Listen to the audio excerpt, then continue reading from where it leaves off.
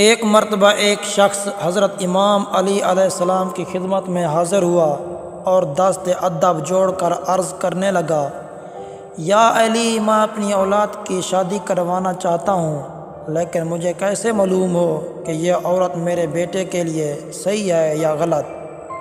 بس یہ کہنا تھا۔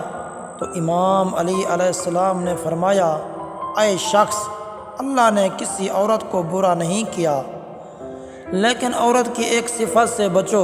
تو وہ کہنے لگا، کون سی صفت؟ امام علی علیہ السلام نے فرمایا، میں نے اللہ کے رسول سے سنا، کبھی بے وقوف عورت سے شادی نہ کرنا، کیونکہ اس کا ساتھ مصیبتوں کو دعوت دیتا ہے، گھر کا سکون ختم کرتا ہے اور اس کی اولاد بیکار ہوتی ہے۔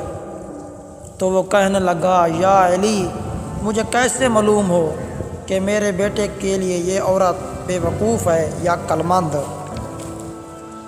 بات جب یہاں تک پہنچی تو امام علی علیہ السلام نے فرمایا، بے وقوف عورت اور عقل مند عورت کی پہچان یہ ہے، عقل مند عورت بات سننے کے بعد سمجھ کے پھر جواب دیتی ہے، اور بے وقوف عورت بات سنے سمجھے بغیر ہی جواب دینا شروع کر دیتی ہے۔